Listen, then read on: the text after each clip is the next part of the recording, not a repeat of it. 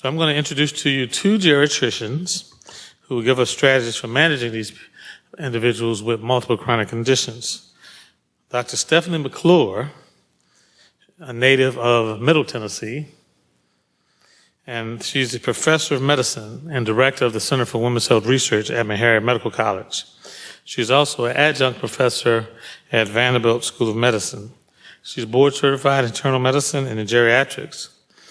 Prior to coming back to Tennessee, here into Nashville, Dr. McClure held numerous positions and served on the faculty at Texas Tech University Health Sciences Center School of Medicine.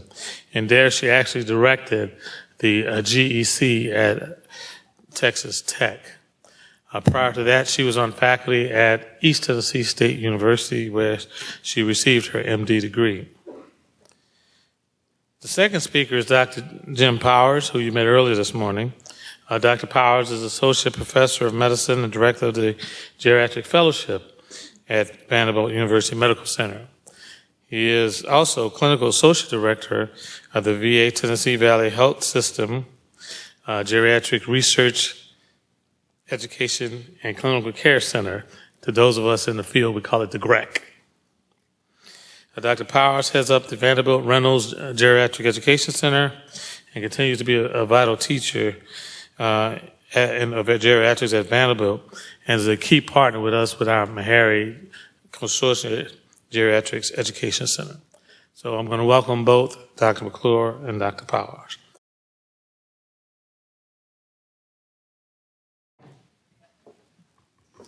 Thank you, Dr. Mouton, and good afternoon. For the first case, we'll use the audience response system. But first, I'd like to review the objectives. As a result of this presentation, we hope that you'll be able to develop a patient-centered care for the older adult with multiple chronic conditions. And we will discuss why clinical practice guidelines-based care may not be applicable for patients with multiple morbidity. In addition, we'll outline a contextual approach to the care for patients with multiple morbidity. As you've heard already today, when you're working with older adults, there are a number of challenges. And as Dr. Mouton had mentioned, you heard the statistics that a majority of the patients that we work with do have multiple coexisting diseases.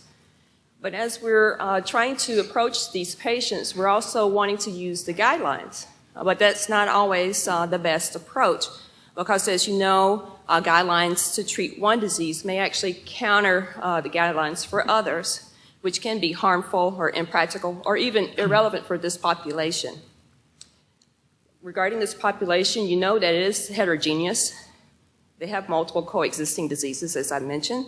But also you heard earlier today that the older patient does focus more, they do focus more on preferences and what their goals are compared to the younger adult population. There are risks utilizing these guidelines, but there are also benefits. In addition, as you're looking at the guidelines, you'll have to take in consideration of possible burdens. As we review treatment strategies, it's important to also keep in mind of what the patient's prognosis is. So we'll be looking at life expectancy. You need to look at functional status, as well as the patient's quality of life. So we'll work with the first case. You'll have your audience response systems in front of you, your clickers.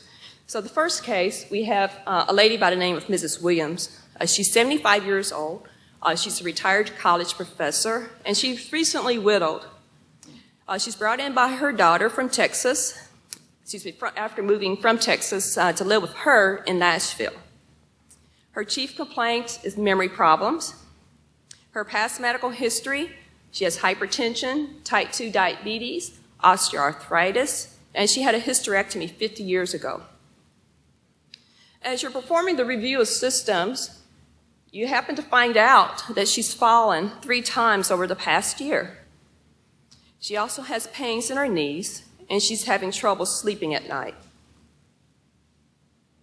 So get your clickers. So what is her most significant problem? Is it A, a memory problem, B, falls, C, knee pain, or D, sleep disturbance?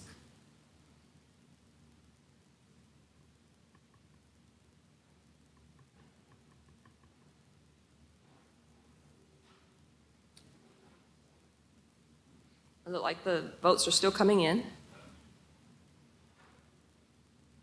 Okay.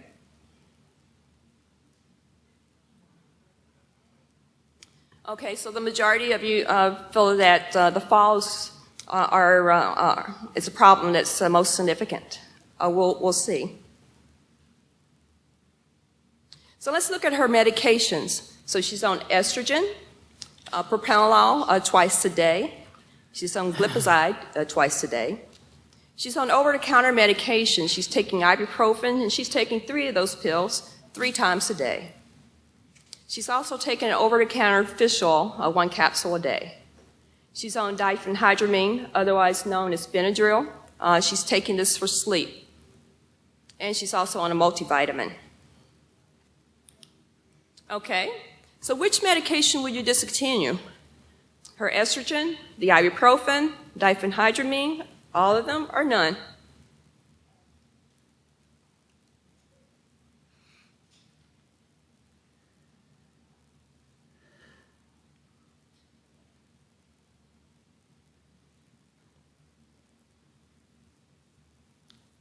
Like we have a few stragglers.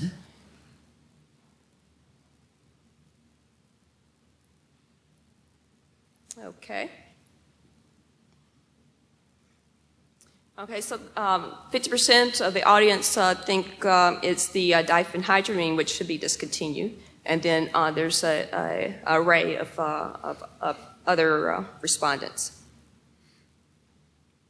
So let's move on to the physical exam.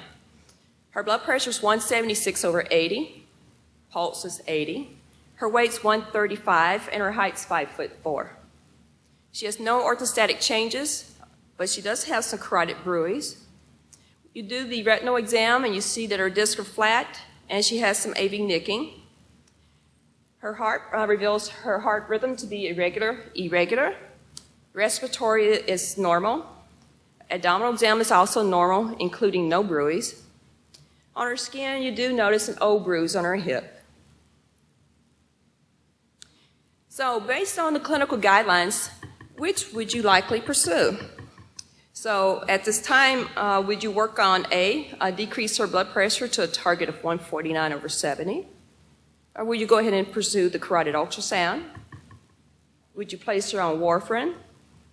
Or D, will you obtain an abdominal ultrasound of the aorta?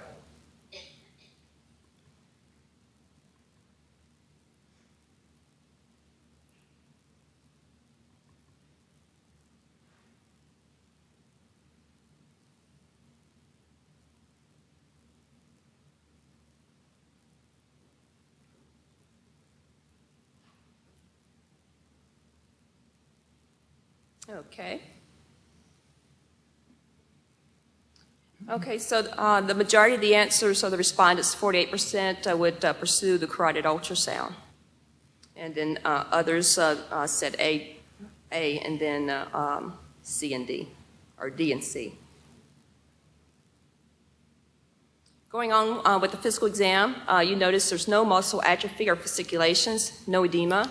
On her knees, you see that she has you feel some crepitations on passive range of motion, but there's no swelling, no warmth, no erythema. You look at her back and you see it's convex, a curvature of the thoracic spine, or otherwise a Dollinger's hump. You perform a mini mental status exam, and it's 21. Her cranial nerves are all normal. You perform a cerebellar exam. The finger to nose is normal. Tandem walking, she has difficulty doing this. Reflexes are normal. You do a get up and go. You see that her gait reveals that she is slow to rise from the chair, but she does not have to push up or push off from the chair. And it takes her 15 seconds to go 10 feet and to sit back in the chair. So which would you pursue now? Would you perform an x-ray of her knees? Would you do a DEXA, MRI of the brain? Or would you pursue physical therapy?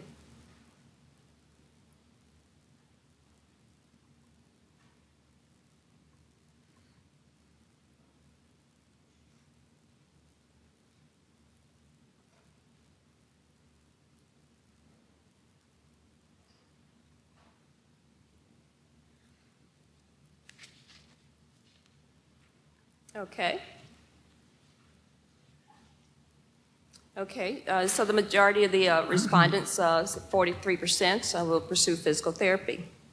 And then the other three are pretty close. So you performed some other data. You obtained lab on her, and her BU is 12, her creatinine is 1.2. Her hemoglobin A1C is 8. Since on the physical exam you hear that her heart rate's irregular, you perform an EKG, and it confirms what you knew was atrial fibrillation with a rate of 80. So which statement is true? The creatinine is abnormal and warrants avoidance of non-steroidal anti-inflammatories? Or is it B, that the hemoglobin A1C is a major concern and warrants tighter control? Or would you go with C? If you hadn't already put her on warfarin, it's about time for you to do that, and definitely needs to be initiated.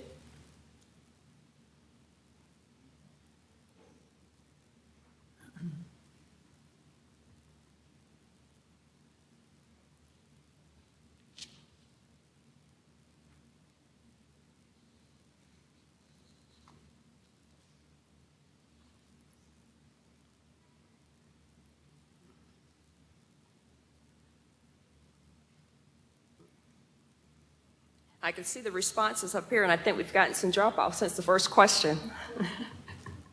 I hope you're not going to sleep on me. Okay. All right, so it's pretty close. And so the majority of the respondents at 40% says C. So let's step back. Now that you know all this information about her, we need to think about, okay, what is her problem list? She does have a number of problems, and this is what I gather so far.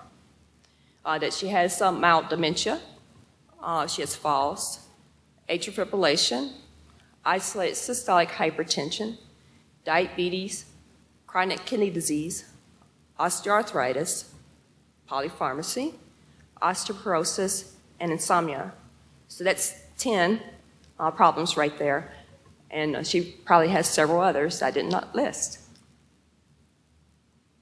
So what is her major concern, or her family's primary concern? Audience. Okay, I hear false.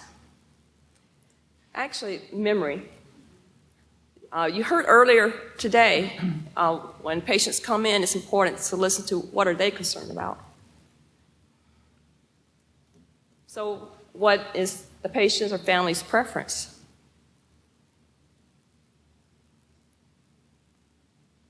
They want us to correct her memory problem so that she can be as independent as possible. So when we're looking at this, we want to weigh the benefits and harms of any treatment plan. And with the patient that does have these many issues that need to be addressed, what I like to do as far as an approach is to determine what are the short-term goals, what are the midterm or mid-range goals, and what are the long-term goals. So regarding the short-term goals, we're thinking, okay, what can we resolve now? What can we do to make her as independent as possible? And then with the midterm goals, we're looking at preventative measures and any other geriatric syndromes that we can work on along the way.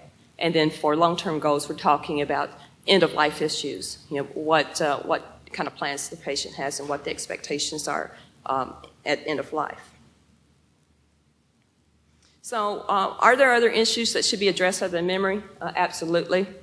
And so this is what I would like for you to know as far as short-term goals and management. So she has these memory issues, and that's her major concern, but we also notice that she has falls, and so you're correct about that. So as far as the short-term, as far as management, I believe that the diphenhydramine is a major player in this issue. And so an anecdotal case, I had a patient that had mild dementia, and she just loved her Benadryl or her diphenhydramine. And we asked her if she would mind just stopping it.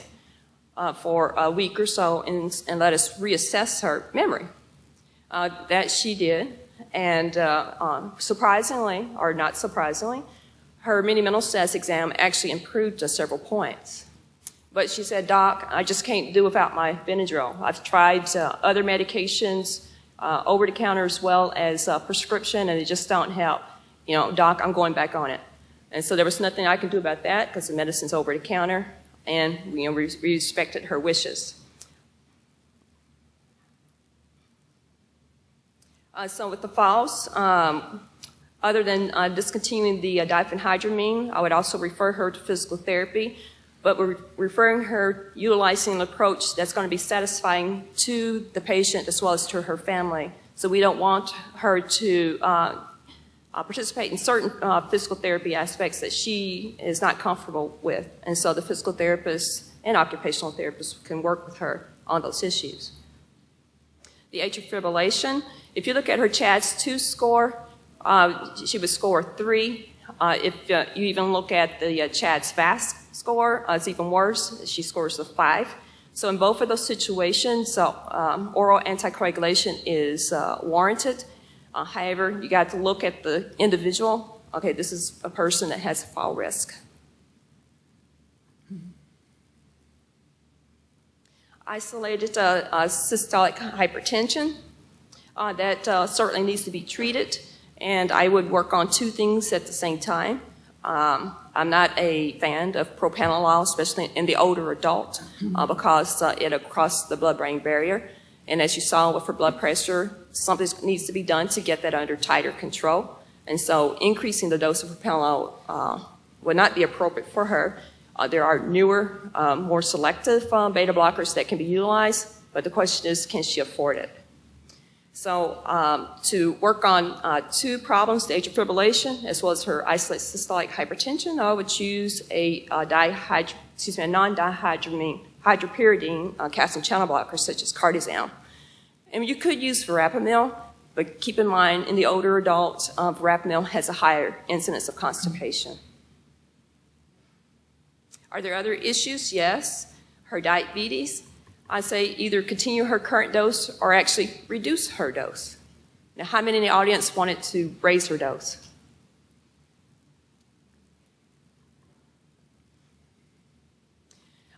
She has chronic kidney disease.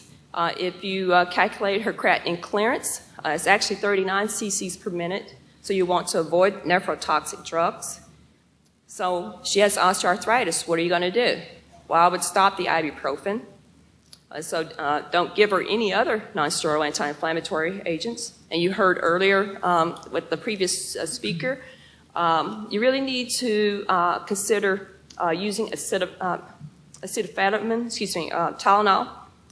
and which is the standard of care for osteoarthritis. It's important to ask her, has she ever used acetaminophen before? Polypharmacy, we've talked about the discontinuing the diphenhydramine as well as the ibuprofen. In this case, I would also consider discontinuing her estrogen. She's been on it for 50 years, and we know that going beyond 20 years, she can increase the risk for breast cancer. And in a lot of situations, women at that age, estrogen was just started empirically without women ever having their first episode of climacteric symptoms. So it might be worthwhile to take her off the estrogen. And the fish oil, she was just taking because she was told that it was good. So there's been no evaluation to see as to why she's on the fish oil and whether or not it's going to be effective for her problems. Her osteoporosis, she obviously has osteoporosis with the convexity of her chest wall, her thoracic spine. So there's no need to do a DEXA scan. Question, do we give her oral bisphosphonates? Because the studies have shown that those are quite effective, even at this age. I would not give her an oral one because of the possibility of non-adherence to the medication, because as you know, there's stringent instructions on taking oral bisphosphonates, but certainly she might be a candidate for injectables. I definitely would put her on calcium and vitamin D, and in this case, I actually would bolus her with vitamin D, because I know that she's probably vitamin D deficient. Insomnia, want to address her sleep hygiene, definitely stopping the diphenhydramine. Consider her prognosis.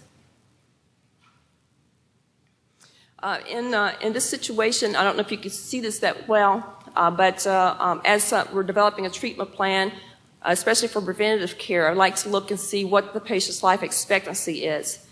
In this situation, she's 75 years old. I would put her at the 50 percentile as opposed to the 25 percentile, which are for patients who have superior functional status, who have no other comorbidities. She certainly doesn't fit in the lowest 25 percentile because she's not end stage or have terminal disease like congestive heart failure. So at 50 percentile, I would expect her life expectancy to be 12 years. So now I'm going to turn this over to Dr. Powers. Thank you.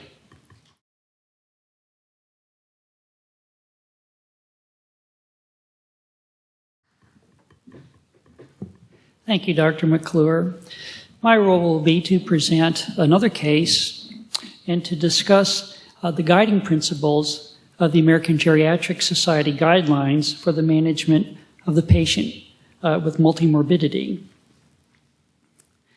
This individual is an 84-year-old man who had hypertension and peripheral neuropathy and good insurance, but for his own reasons had sought no medical care over the last 5 years. And he had lost a lot of weight. He actually weighed 110 when he did come in. And on physical, it was very apparent that he had huge, very hard, rock hard lymph nodes just about everywhere. And I wondered what you might think of this presentation. He has many things going on, and it's really management here. Talking with him, he wanted some answers. He was concerned, but on the one hand, not very concerned. He wanted to know more than anything. As it turns out, he was a retired engineer with no intent to slam any engineers who might be in the audience. He just was not very insightful, very cut and dry sort of an individual, very difficult to communicate with. And it was very hard to work with this fellow, talking about what his goals were, what he would like to have done. But it was clear that he seemed to want some answers. Although he was very frail, there was no immediate thing going on. This, for all I could tell, had been going on for some time. And so we elected to evaluate him as an outpatient. We got a CAT scan, and he had a fine needle biopsy of one of the lymph nodes. So he did agree to evaluation, and I wondered if maybe he was just being respectful to the physician, because I could not get anywhere with him. And we'll go into goals of care soon. Well, unfortunately, he had a diagnosis of a lymphoma, a large cell lymphoma. And from our scan, we were aware that it was involving other organs. The liver was on both sides of the diaphragm. So if you remember your oncology, that is a stage 4 cancer. And he did not have any fevers, B-cell symptoms, but that would put him at about a 60% 5-year survival if he were to accept full treatment, which would be aggressive chemotherapy. On the other hand, not treating this, he would be prone to a lot of other complications as things went on. And I'll just stop and see, first of all, if there are any questions from the audience about this evaluation. As an outpatient, we went ahead, got a scan and a biopsy, and started to discuss the possibility of chemotherapy. Any objections to that? I think that most of us would probably do that. Now, whether he will accept the treatment or not is unclear, but at least on first approach, it seems that he wanted some help. We did ask him if he had a living will, if he had some family members, and he didn't want to go there. So we went ahead and approached the treatment as I've described. Well, we set him up an appointment with the hematologist, and he never showed. The next thing I knew, he presented to the emergency room, dehydrated and with a very high calcium, just as people with progressive lymphomas can do. Well, he got hospitalized. He did present, came in by EMS and was in the hospital. And after he recovered somewhat, could speak, was coherent, no longer delirious, we again talked about his acute treatment and ongoing care needs. The oncologist came to talk with him, and they were actually very willing to offer him some chemotherapy. And unfortunately, he did not really want to participate. He felt that he did not want to go through chemo mainly. He just really wanted to go home and actually had a belief that he probably would be okay. Again, did not want to discuss advance directives. So it turned out that since it was really not safe to send him back to his residence, living alone, we placed him in the nursing facility. But I did ask if we could contact his daughter. I was aware that he had a daughter, and he did permit that. Daughter had been trying to find him for some time and was very afraid of what he might be not doing or what his status was. So she was actually very appreciative. She lived out of state. She lived in the state of Washington. So it was quite an effort for her to come to be with him. And as it turns out, since he had refused to talk about advance directives or any treatment, the nursing facility was kind of unsure what to do. Yes, we could give him some physical therapy. If we stop these IVs, Dr. Powers, is he going to eat? What are we going to do next? What is our care plan? So we met with the family, went out to the nursing facility. I was not as attending physician at this facility, but actually brought the daughter and met with the staff and with the patient. And it took a little while, but he opened up to his daughter being there. He felt that there were some wounds that were perhaps starting to heal, and he felt that people really did care about him in his best interest. We talked about the possibility of treatment or non-treatment, and talking about multimorbidity. His ability to tolerate aggressive chemotherapy would be pretty difficult. We would have to reduce the dose, the nausea, the vomiting, the poor nutrition, the poor functional status would make it unlikely that he could actually get aggressive treatment. But he did finally decide that being comfortable was really what he wanted, and we were able then to get hospice involved in his care. And he did pass away about 2 months later with the hospice benefit in the long-term care facility. His daughter, though, I've kept up with, was very appreciative of the opportunity to her dad again in his time of need, and also to participate in his care. And by discussion, I also involved her with the hospice chaplain. We were able to counsel her and help her through the distress that she was going through. I present this case to you because I think it tells us a whole lot about, are we upside down on that? No. Let's see. I think we're okay, just the shading is different. I present this case because it shows that the management is often more complicated than actually making the diagnosis. And as part of the multimorbidity principles, I wanted to go through them with you briefly. In 2012, the American Geriatric Society realized that the care of complex patients like the two that you've heard can be quite frightening. It's hard to know if you're doing the right thing. And what they decided by committee was to go through an algorithm that you might employ in your own practices, talking about what is the primary concern to the patient, trying to be as complete as possible, as complete as the patient will let you, in finding out all aspects of the patient and his life, his or her life. Also, try to identify preferences, considering the prognosis for the issues that have been identified, and what is the relevant evidence for this individual patient for treatment outcomes, depending on the course of action that's decided on. Consider the interactions between the different treatments that may be employed, realizing that some of the recommendations may actually conflict with each other depending on the situation. And benefits of continuing with treatment or discontinuing treatment. And then communicate and help decide with others who might be involved, such as nursing home staff, what the treatment plan is, and to continually reassess.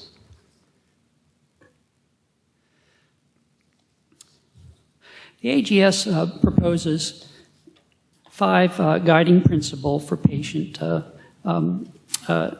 patients with complex comorbidities. And the first guiding principle is that of the patient preferences domain. Realizing that eliciting patient preferences may be difficult. Less complex situations might require quick decision-making. More complex situations may involve time, multiple interactions with the patient, several steps. Get to know which factors are most important to each patient. To individualize is very important. Therapy that might improve one condition might make another worse. Therapy that might give long-term benefits but cause short-term harm. And tie that to the patient's remaining life expectancy. And realize that there are multiple conditions with benefits and harms that you have to balance depending on the patient's priority. And ensure that patients are adequately informed about the benefits and harms of different treatment options. In fact, it's recommended that we assess patient understanding of the information, perhaps using a teach-back technique. The second is in the area of interpreting the evidence domain. Consider the applicability and the quality of evidence of the information for the individual patient. When I mentioned that there was a 60% 5-year survival for patients with stage 4 diffuse B-cell lymphoma, that's taking everybody into account of all ages, not this man. His prognosis was poor. In fact, we know without treatment, it was only 2 months. Look at the harms and the burdens of care and whether or not there is any potential benefit that's meaningful to the patient.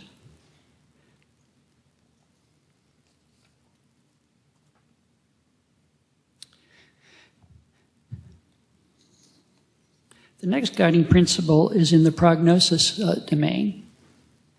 It's important to incorporate the prognosis into the clinical decision-making and the discussion with the patient.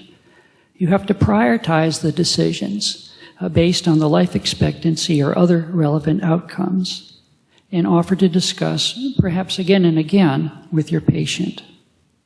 Some older adults may not wish to discuss prognosis or defer to their family. That actually was the case with the second gentleman that I presented to you. And offer clinical information within the context of specific ethnic and cultural considerations, if appropriate, for your older patient.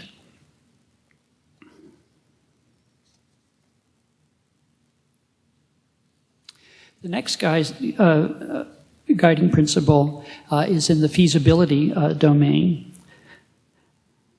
Assessing the ability of the older person with multimorbidity to adhere to the treatment plan is a constant effort. This gentleman that I presented was not able to adhere to even a continued diagnostic evaluation. Remember that the treatment complexity increases with multimorbidity, and the assessments must be individualized, and patient-centered discussions have to occur.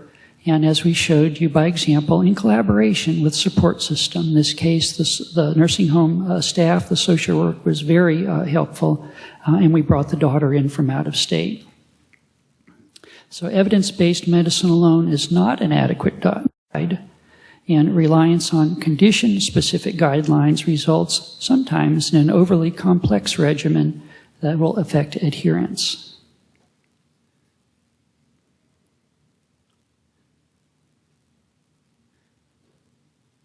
And optimizing therapy and the care plan domain is also important. You have to frame these decisions into the discussion that the patient and their family, their caregivers, can understand. And it's important to also remember that the overall outcome should be the quality of life. And as I learned very much from taking care of the second patient, he really wanted to be comfortable. And if we'd been able to understand that when he first came in, we might perhaps have started out from that. Okay. Well, I'm going to turn it back over to Dr. McClure, who I think wants to go over some of your answers, and then we'll be available for discussion of multimorbidity in a panel format. Dr. McClure. Thank you, Dr. Powers. Would you like to answer the questions again before you get the answers? So what is her most significant problem? Go ahead and start answering.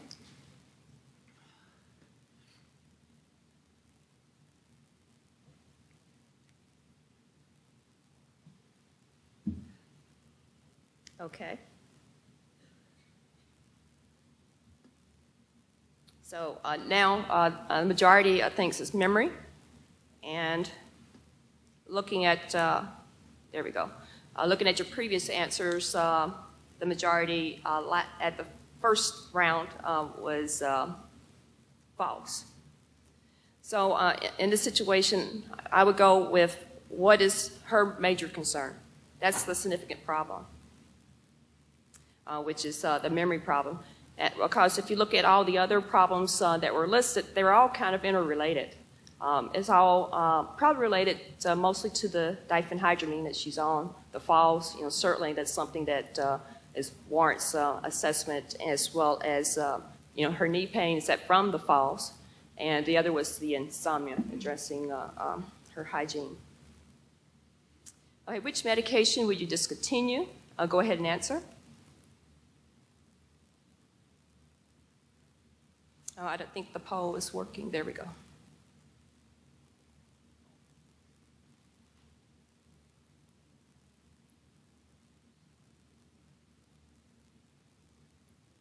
Used to have music. Okay. The majority says all of them. Okay. And previously, the majority thought it was the diphenhydramine. In this case, it would be all of them. All of them, if you look at the Beers criteria, those are some items that need to be discontinued, and based on this individual, all the medications that I mentioned in that list need to be discontinued. So based on the clinical guidelines, there's several guidelines out there. Which would you pursue? The blood pressure, reducing the blood pressure, getting the carotid ultrasound, placing her on warfarin, or obtaining the ultrasound of her abdomen. Go ahead.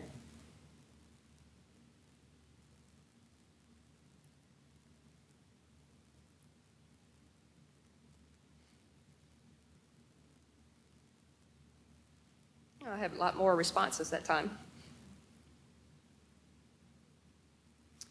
Okay, so the majority says to place her on warfarin. And during the first poll, the majority was the carotid ultrasound. So maybe I got everyone confused, I'm not sure. But the correct answer is actually reducing her blood pressure. There are strong guidelines that and evidence to support that lowering the blood pressure will improve or decrease her risk for having a stroke or heart attack, particularly stroke in this female. And the tricky thing with this particular question is that she has isolated systolic hypertension, and it's tricky trying to manage that. As her systolic pressure was quite high, but yet her diastolic pressure was in a normal range. But it's still important to get that systolic pressure down. The tricky part is making sure that you don't reduce the diastolic pressure less than 70, but it can be done. And so I have targeted 149 over 70 because that's what the current guidelines. If you look at the JNC 6 guidelines, JNC 8 guidelines, that is what is suggested, but it does not really give you any guidelines on how to treat isolated systolic hypertension. Would not pursue a carotid ultrasound because the evidence shows that performing a carotid ultrasound on asymptomatic bruits is a low predictor or a poor predictor of stroke. However, it can be recommended if a person has 2 or more risk factors for atherosclerosis, which she does. But I think at this point that this is something you put on the back burner as far as, if we're going to address her short-term problems, let's do that first and then consider carotid ultrasound later. As far as placing her on warfarin, that is the standard of care. If you look at the guidelines, she meets the risk for being placed on warfarin, but this woman has risk for falls, not just a risk, but her major risk is that she's already fallen. In fact, she's fallen 3 times. The current studies do show that you should not withhold warfarin if they have a risk of falls, but in this case, she already shows evidence that she has fallen. So I would not use warfarin. There are NOACs out there, NOAC, the acronym for new oral anticoagulants or novel anticoagulants that can be chosen, like the Vigatran, otherwise known as Pradaxa, or Rivaroxaban, which is Xarelto, and then Prixapan, which is Eliquis that's out that you may consider, which she would be probably a good candidate for that because her creatinine clearance is not that bad. But again, you talk about burden of cost, so that's something you would need to discuss with her. I would not attain abdominal ultrasound. Screening for this, the guidelines state specifically for those who are smokers or former smokers, and she does not fit in that category. Which one should be pursued at this time? So if you want to answer this one.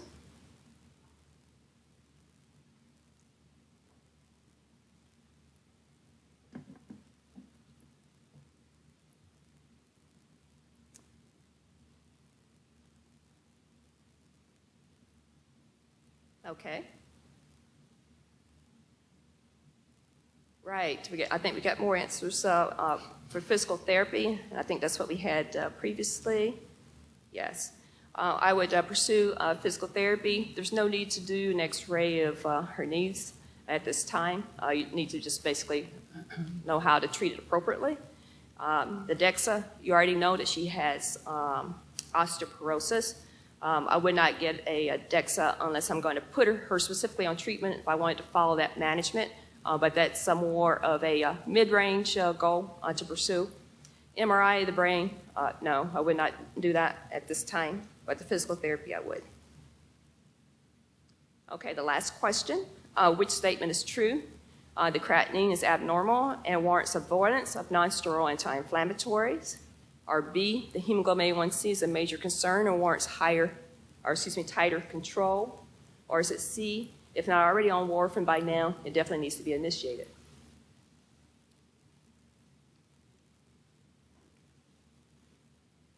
So we shouldn't have any answers for C, right?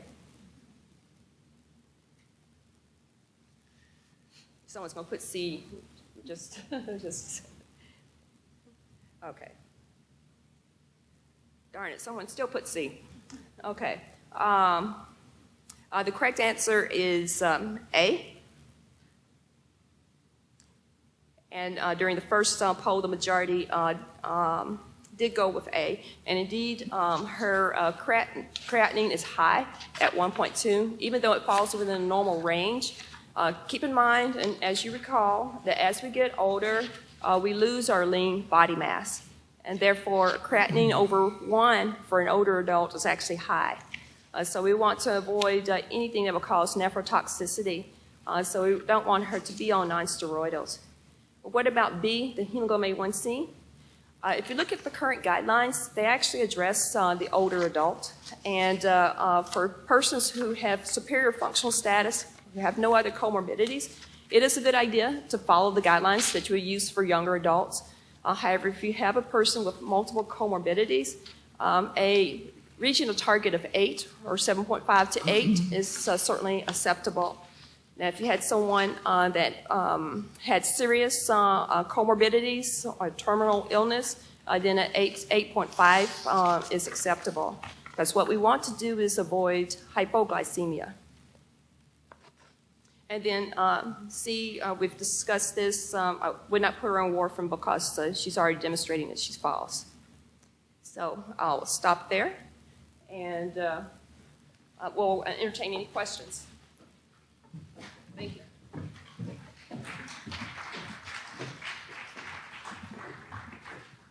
Thank you, Dr. McClure and Powers. Are there any questions? Any questions? Right there.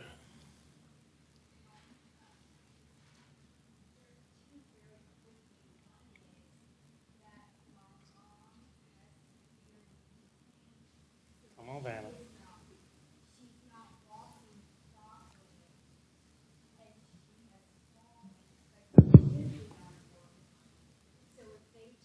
Of the knee pain, and she was able. Oh, I'm sorry. and she was able to walk more stably. That may decrease her fall. It would anyway. But my other question is, the 84-year-old gentleman. He wanted to return home, but he ended up in a nursing facility. If he had refused, what are the ethical and legal guidelines for having someone placed in a home that is mentally competent? Well, I'll take the second question first. We actually were able to get the daughter in and have a family conference right in the hospital. And he wasn't ready to talk advanced directives yet, but he was willing to listen to the reason of his daughter, that it would be probably an immediate return to the hospital if he went home, and he did not want to be in the hospital. So we were actually able to get him to agree. If he had refused and demanded to go home, we would have to make a decision as to whether or not there was immediate harm to him, i.e. if he wasn't going to eat or drink, and I would say that that would happen. He's obviously shown that he can do that. Then we would have to do a competency evaluation, and we tried to avoid that if possible, but that would be our other avenue. But the strategy that we used was to get as many people, hopefully people that he would listen to talk to him. I'd gained some rapport over a couple of visits with him, and that helped as well. As far as the other question, do you want to take that? Would you like to repeat it so the audience can hear? It was a comment, right? It was a comment or question. It was just kind of, I guess, a comment in the sense that for my mother, addressing the knee pain and decreasing falls would make her able to take the warfarin which she needs. Yes. That's all. Okay, yes, correct. Determining the etiology of the falls, certainly if that's corrected, should be an ideal candidate for warfarin if it's certainly something that's reversible. So I would not withhold the warfarin. Any other questions?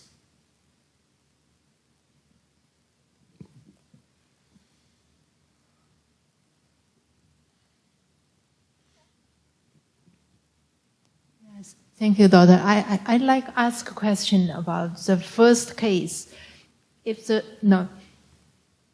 we stop the nifedipine and this patient still have memory problem, how should we address, please?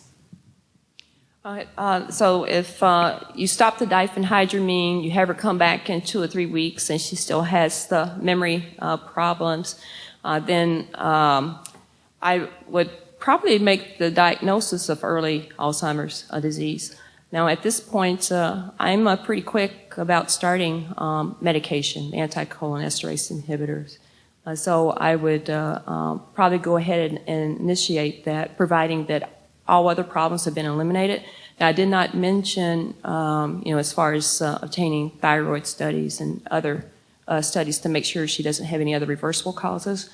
But there was a study performed at Yale many years ago for patients that presented with dementia who had B12 deficiency and thyroid problems, which were reversible, But those folks, every single one of them, even after those problems were reversed and they got better, several years down the road, they developed frank signs of Alzheimer's disease. So it's possible that those issues are actually lower the threshold for identification of Alzheimer's.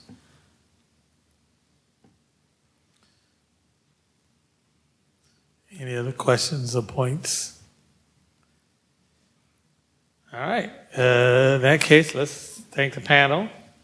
I thank you for participating.